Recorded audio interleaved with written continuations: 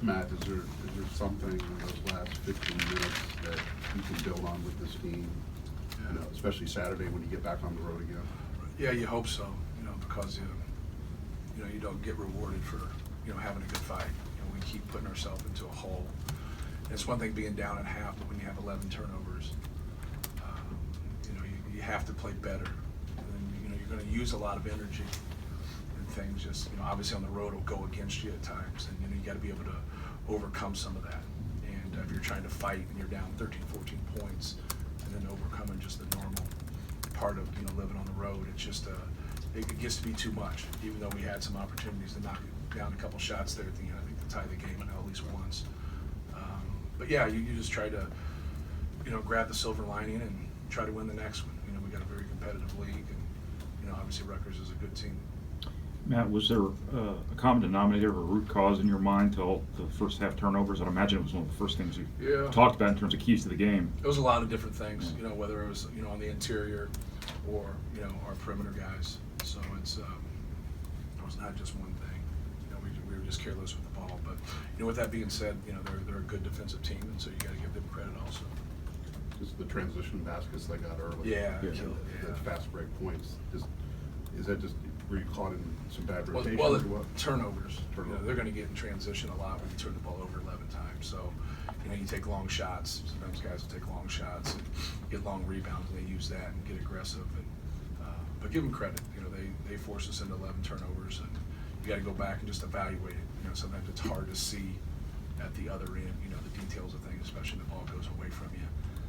We just got to be better. And they were good in that first half. And that one run where they just seemed like they were getting everything in transition. It probably wasn't that way, but as a coach, it just seemed that way.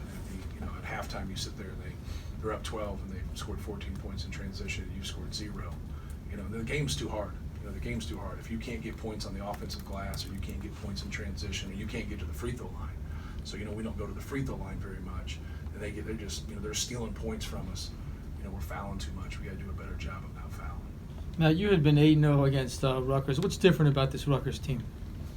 They have more experience. I think the guys that are playing, even Yeboah, if I'm saying his name correctly, he has a lot of experience playing before than the rest of the guys.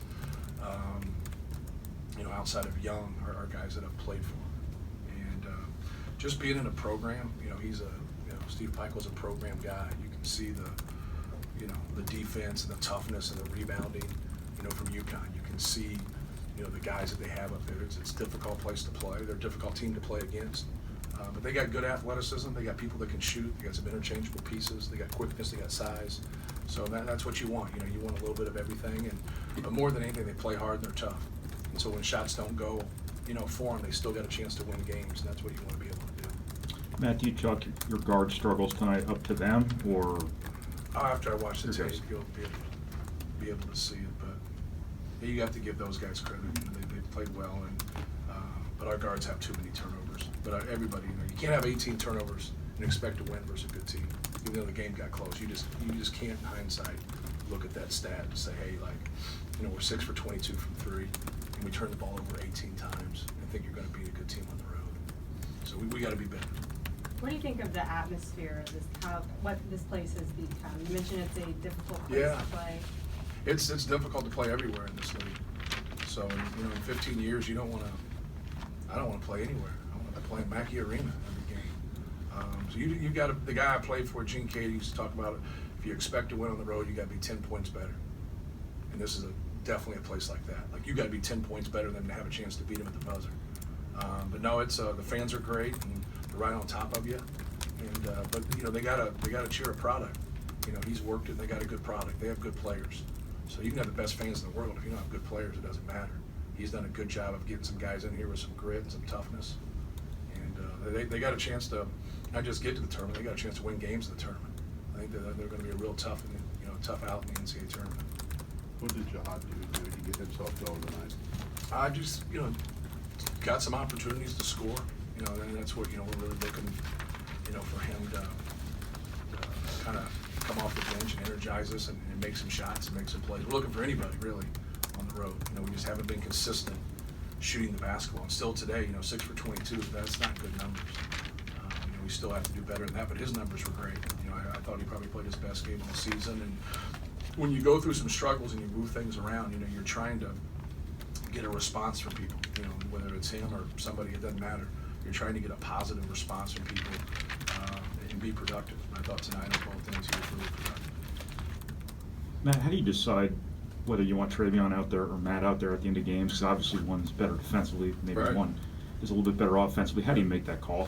It's hard because when you get in those stretches, if you want somebody in for offense, Right. and then you score the basketball, there's no whistle. He's going to be on defense. And so Right. you just got to gauge it. Sometimes it's just guesswork. But if you're on offense, and you're leading, it's a little bit different. You kind of lean towards the defensive piece of it when you're leading.